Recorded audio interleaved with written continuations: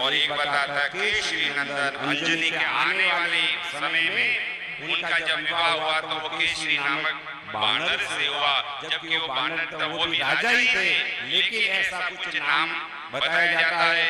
और पवन पुत्र भी कहा जाता है कि पवन के माध्यम से उनका इस प्रकार का प्रागट्य हुआ। भगवान शंकर ने नारायण से कह दिया।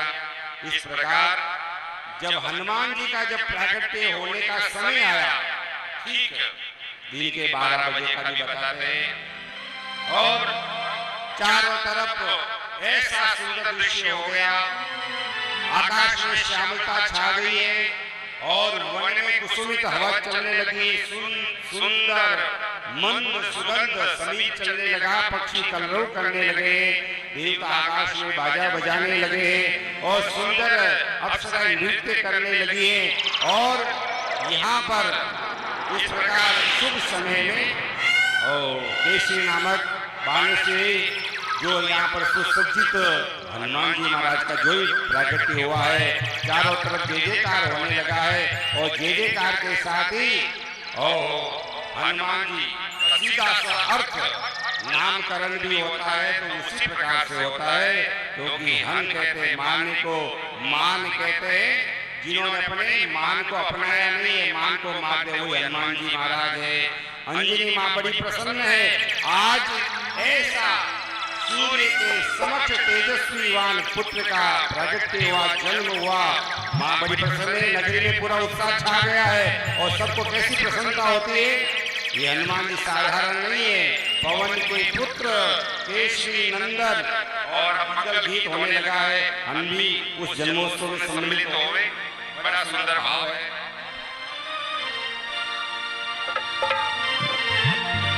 बोले हनुमान जी महाराज की जय।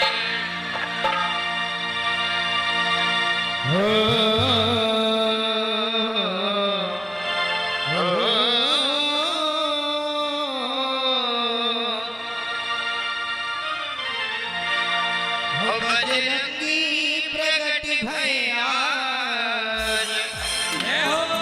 किसके नाम लडुआ बटे। बोलो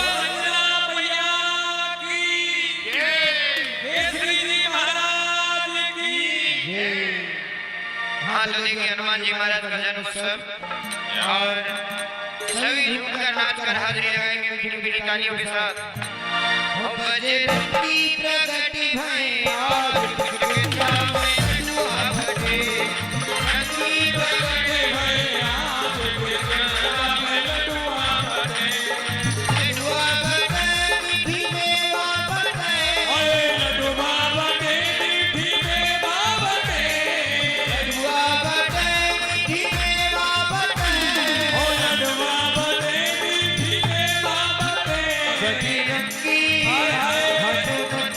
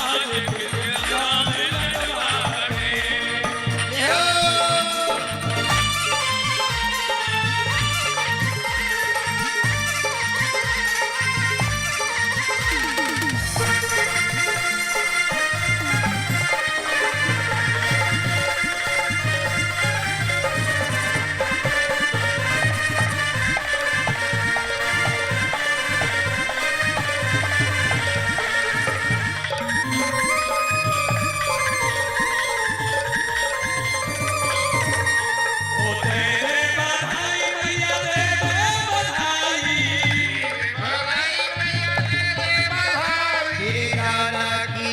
तेरे लाला की तेरे भजन की सुन के आई मैया दे दे बधाई। बजरंगबली का जन्म हुआ है, इस जन्म की खुशी में आप उसको खुशियां बांटेंगे तो जो भी दक्षिणा होगी उनको खुशी के रूप में देंगे। आपकी तरफ जो दो लड़के आ रहे हैं वो बजरंग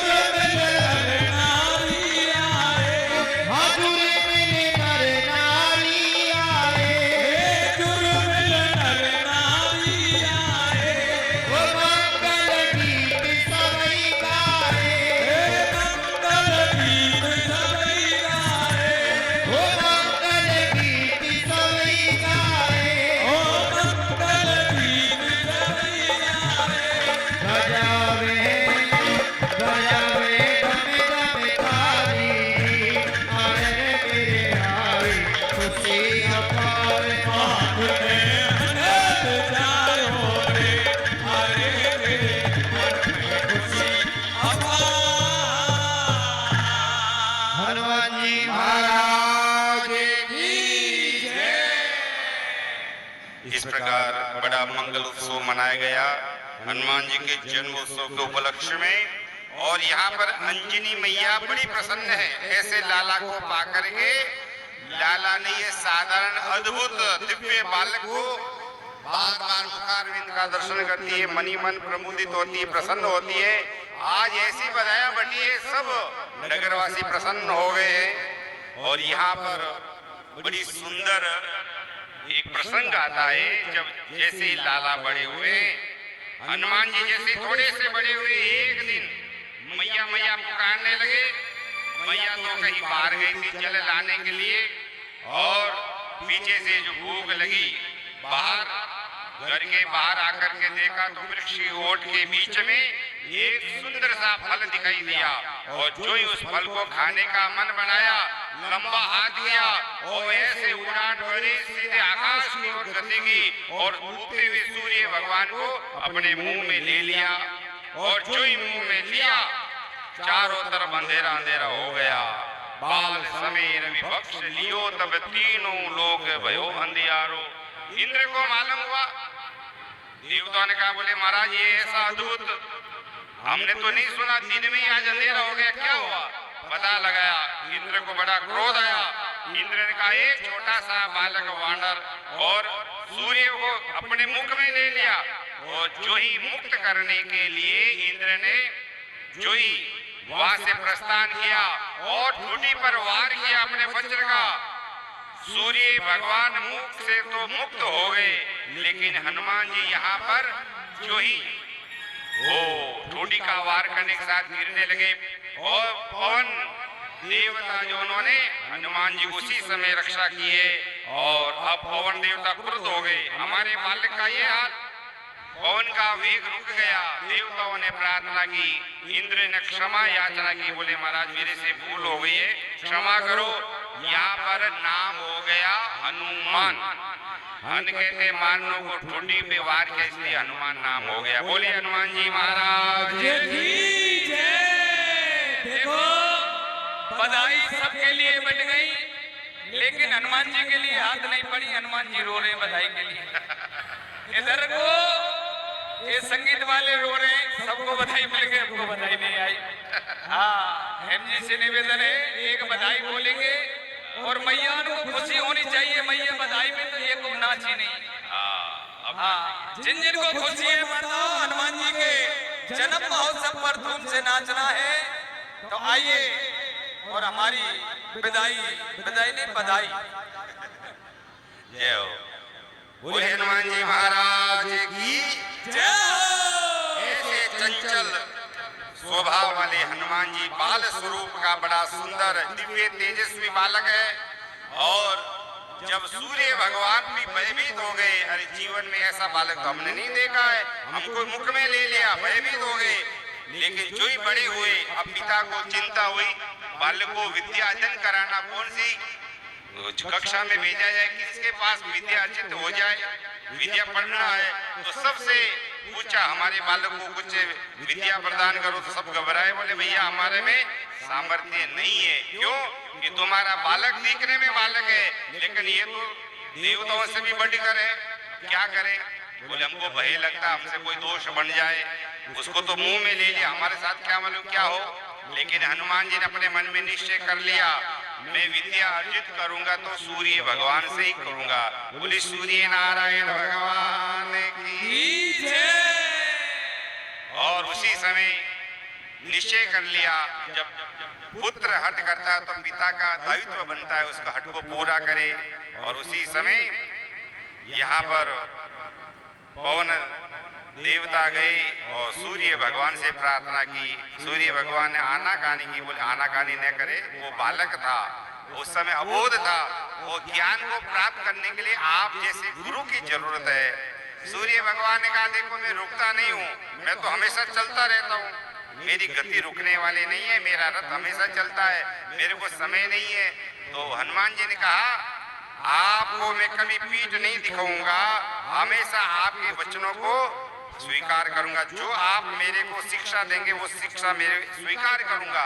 और रवि सन विद्या पढ़ी ब्रह्मचारी, भगवान सूर्य भगवान का रथ चलता है, लेकिन सन्मुख होकर के हनुमान जी ने शिक्षा ली और शिक्षा में ऐसे पारंगत हो गए, कुछ ही वर्षों में, कुछ दिनों में इतने प्रवीण हो गए। और जब प्रवीण हो गए तो गुरु महाराज से आज्ञा मांगी, गुरुदेव अब आप अपनी अमोघ विद्या मुझे प्रदान कर दिए, लेकिन एक शिष्य का एक फर्ज होता है, गुरु चरणों में कुछ भेंट राशि रखूं, आपके चरणों में क्या समर्पित करूं, आप जो आदेश करें मेरे सामर्थ्य के अनुसार आपकी सेवा चरणों में बख्शिश करना चाहता हूं। उसी समय बोले नाथ यही रूप हनुमान जी महाराज ने मनी मन सोच लिया, ऐसी प्रार्थना मेरी जरूर स्वीकार करेंगे। सूर्य भगवान ने अपना वरद हस्त रख दिया, शिष्य बनाया और हनुमान जी से कहा, हनुमान जी आप साधारण नहीं है,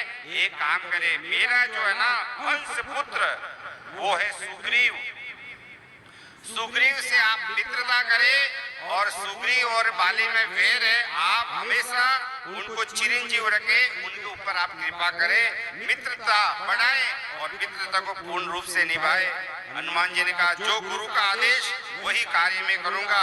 तुरंत गुरु को प्रणाम किया, माता पिता को प्रणाम किया और तुरंत हनुमान जी कहाँ चले, वन में चले गए। कहाँ पर, किष्किंधा, जहाँ पर सुग्रीव और बाली रहते हैं वहाँ पहुंच गए। सुग्रीव से जो है परिचय हो गया, सुग्रीव की सेवा करने लगे। बाली और सुग्रीव में मेल बढ़ गया और ऋषिमुख पर्वत पर आकर के सुग्रीव रहते हैं, क्योंकि बाली से भय लगता है। और यहाँ पर भगवान पहुंच गए राम जी सीता जी की खोज करने। राम जी का विवाह भी हो गया और राज्याभिषेक की जगह वनवास मिल गया। और खोजते खोजते वन में विचरण करते करते जब सीता का हरण हो जाता है, तब राम जी जो है लखन जी के साथ में खोजते हैं और ढूंढते ढूंढते वहां पर पहुंच गए किष्किंधा के पास, पंपासर, जहां पर झील है पर, और पंपासर के पास जो ही पहुंचे वहां पर देखा है तो ऋषि मुनियों के सुंदर सुंदर आश्रम बने।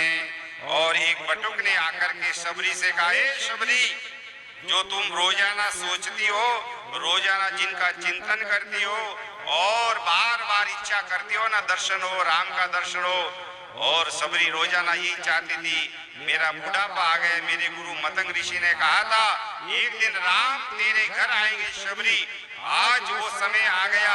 और जो पथ था पुष्पों से पल्लवित कर दिया और यहाँ पर शबरी ने सुंदर सुंदर भावना के साथ मीठे मीठे फल लेकर के इकट्ठे किए और राम जी की अगवानी के लिए तैयार हो गई है। और भगवान राम जी लखन जी के साथ धीरे धीरे उस आश्रम की ओर जा रहे जहां पर शबरी मैया भगवान की भक्ति में तल्लीन। एक बड़ा सुंदर भजन इस प्रसंग में, उसके पश्चात हनुमान जी और राम जी का कैसा मिलन होगा वो आपको कथा सुनाते हैं आज।